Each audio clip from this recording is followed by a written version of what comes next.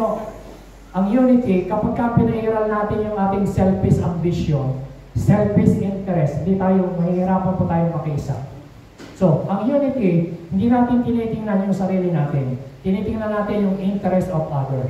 Sabi ng Lord, kung gusto mong sumunod sa akin, you must deny yourself and take up His cross and follow me. Amen? Deny yourself.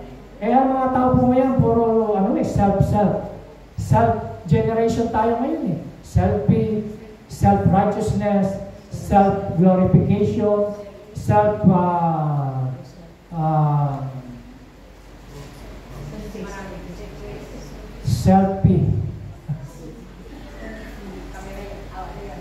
Mahilig sa selfie. Alam niyo, meron po isang magazine na basa ko. Ang title ng magazine ang nakalagay, Selfie Generation. Yun. Ang henerasyon ngayon puro self. Maraming mga taong gano'n eh. Tinitingnan lang lagi niya yung ano ba makukuha ko dyan? Ano ba pakinabang ko dyan? Ano ba akin? Puro yung akin. Hindi niya tinitingnan yung kanyang maibibigay, maitutulong, maikocontribute. So sabi nga, huwag mong tingnan kung anong gagawin mo, may gagawa ng bansa sa iyo. Tingnan mo kung anong may gagawa mo sa bansa. Amen? O ganyan din po ang kinutukoy dyan ni Jesus Christ, na kung gusto mo sumunod sa akin, tanggin mo yung sarili mo at sumunod tayo sa Panginoon. Kasi, for whoever wants to save his life will lose it, but whoever loses his life for me will find it. So mga kapatid, Philippians 2:3-4, kayo naman pong pumasa. Don't be selfish. Huwag na tayo mga makasarili. Don't try to impress others. Ano sabi ng Bible? Be humble. Thinking of others as better than yourself. Alam niyo ho, para mas preserve ang unity, ang iniisip natin palagi yung iba, hindi yung sarili natin. Amen? Amen. Amen ba? Amen. Yan po. Ang sikreto, yan ang susi to preserve the unity in the church. Iniisip natin yung kapakanan ng nakararami. Yes, may katwiran po tayo, pero dapat natin isacrifice yan minsan. So mga kapatid, para lamang sa kaisahan at ma-preserve yung unity ng church. Amen? Amen.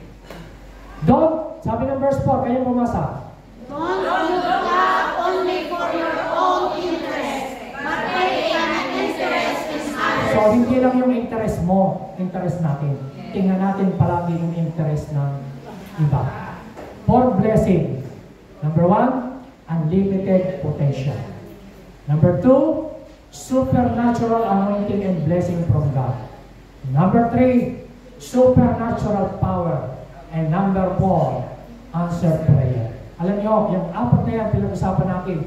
Yung unlimited. Natatandaan niyo po yung panahon ni Torre ni Babel?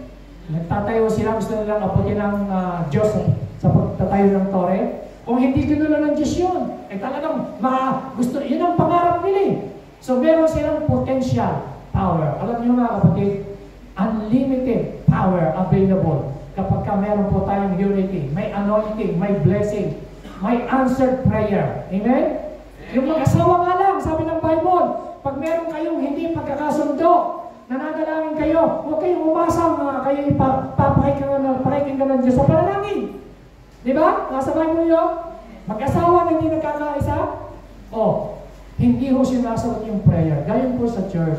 Kaya sabi ng Matthew 18, ang pagkasundoan ng 2, 3, na anumang hingin sa panalangin ay pagkakaloob sa atin ng Panginoon. So mga kapatid, there is power in unity. Tayo po lahat ay tumayo.